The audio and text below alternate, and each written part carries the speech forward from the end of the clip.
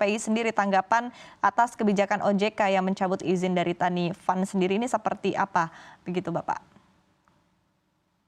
Ya, kami dari Asosiasi Fintech Pendanaan Bersama Indonesia atau AFPI mengapresiasi atas keputusan daripada OJK untuk mencabut izin ini dalam rangka tugas daripada OJK sebagai pengawas di industri ini. Dan tentunya kami juga berharap agar industri ini dapat lebih sehat dan berkesinambungan. Tetapi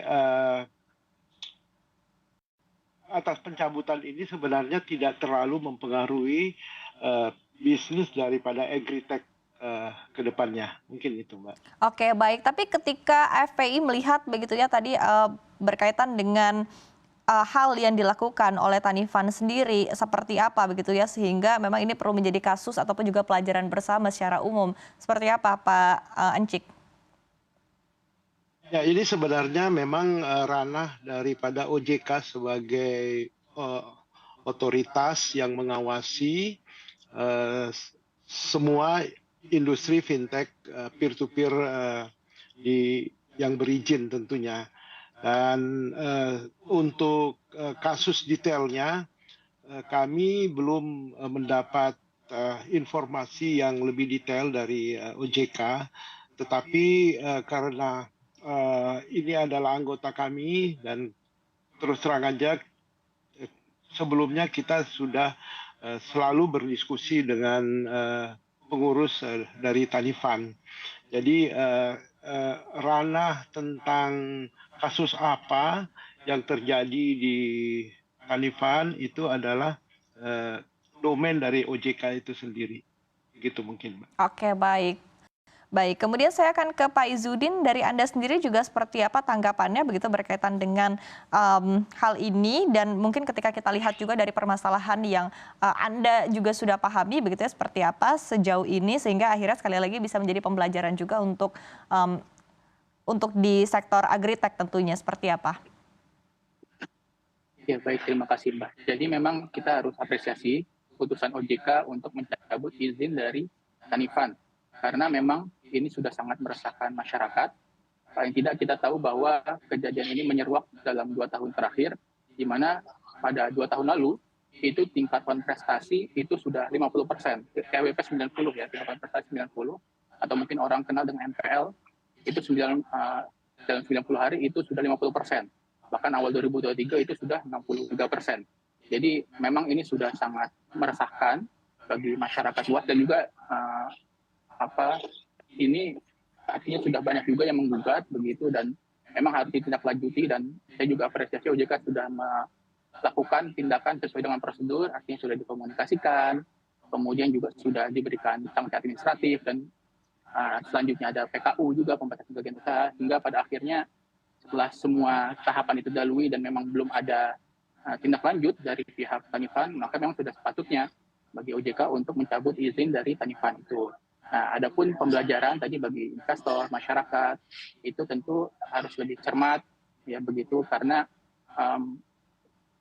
dari kasus Tani Fund ini kita belajar bahwa kemarin pandemi itu tentu sedikit banyaknya ada dampak terhadap industri fintech, dan yang akhirnya terkena dampaknya dari pandemi ini adalah Tani Fund ini, sehingga harus dicermati betul-betul ketika ingin melakukan investasi, dipelajari betul dari profil perusahaannya, track record direksinya, track record dari perusahaan tersebut juga, bagaimana selama ini penyalurannya, dan seterusnya, sehingga kedepannya kita harapkan tidak terjadi kasus seperti Tani Fund ini lagi. Begitupun juga dengan masyarakat, masyarakat juga harus lebih cermat ketika akan menerima penyaluran pendanaan atau pinjaman dari peer-to-peer lending.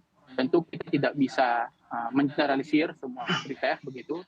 Kita harus lihat ini case by case karena tentu tidak semua yang agritech mengalami kejadian seperti ini begitu. Jadi memang dari sisi regulator sudah sangat baik menindaklanjuti, dari sisi investor dan masyarakat harus lebih cermat lagi ke depannya terkait dengan kasus-kasus ini di kemudian hari.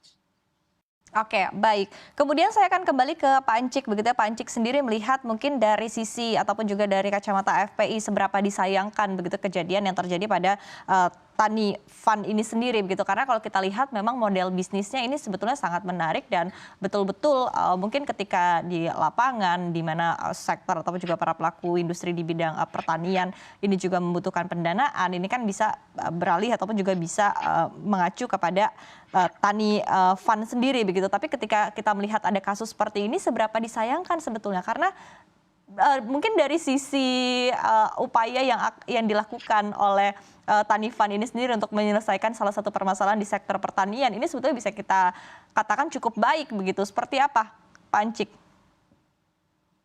Ya, market untuk agriculture karena kita negara agriculture itu sangat besar sebenarnya dan sangat luas dan kebutuhan akan kredit sangat tinggi, sangat besar sekali. Memang sebenarnya apabila penyelenggara ataupun Tanifan melakukan dan melaksanakan sesuai dengan kredit risk management yang baik, ya prudent dan comply, saya rasa hal ini tidak terjadi. Jadi itu yang dari hasil pemeriksaan OJK banyak diperoleh penyimpangan-penyimpangan itu. Nah, sepanjang sebenarnya kalau credit risk management, risk control, credit scoring, dan sebagainya itu dijalankan dengan benar dan mengikuti aturan dari OJK dan tentunya mengikuti credit based fundamental, saya rasa tidak ada masalah dengan sektor bisnis ini. Karena sektor bisnis ini sangat luas, tetapi harus diingat sektor bisnis ini sangat unik. Jadi petani ini kan lebih banyak majority adalah unbanked people ataupun masyarakat yang belum bisa dilayani oleh bank, sehingga edukasi dan pendampingan tentunya sangat dibutuhkan. Jadi sepanjang pendampingan, edukasi, dan credit risk management secara comply dan prudent dilakukan, saya rasa menurut saya ini tidak terjadi. Begitu mungkin, Mbak. Oke, baik. Tapi apakah ini karena spesifik tadi seperti yang Anda sampaikan begitu karena nasabahnya juga masih unbankable sehingga challenge-nya juga lebih besar begitu di sektor agritech ini sendiri. Pancik, singkat saja Pancik. Betul. Harusnya dalam pemberian kredit itu kita bekerja sama dengan ekosistem. Jadi menurut saya contoh umpamanya petani itu jangan dikasih duit. Kalau dikasih duit pasti terlalu banyak kebutuhan yang lain dan akhirnya menjadi side streaming. Side streaming itu apa? Penyimpangan di dalam kredit itu sendiri. Mungkin itu, Mbak.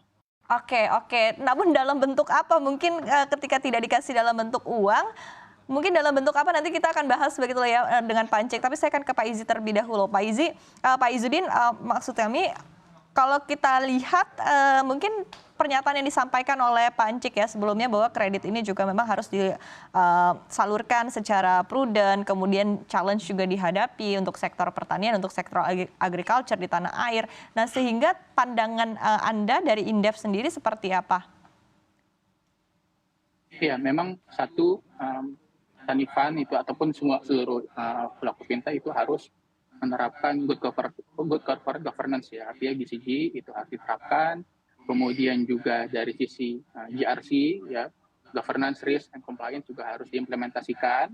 Jadi itu yang memang harus jadi dasar, jadi fondasi bagi seluruh pelaku usaha di fintech khususnya itu untuk bisa menerapkannya. Kemudian juga terkait dengan credit scoring-nya juga begitu, credit assessment itu juga belakangan kan sudah kita tahu bersama bahwa ada yang berkembang bernama innovative credit scoring, di mana itu juga bisa menjadi salah satu aspek untuk meningkatkan penilaian begitu, credit assessment begitu yang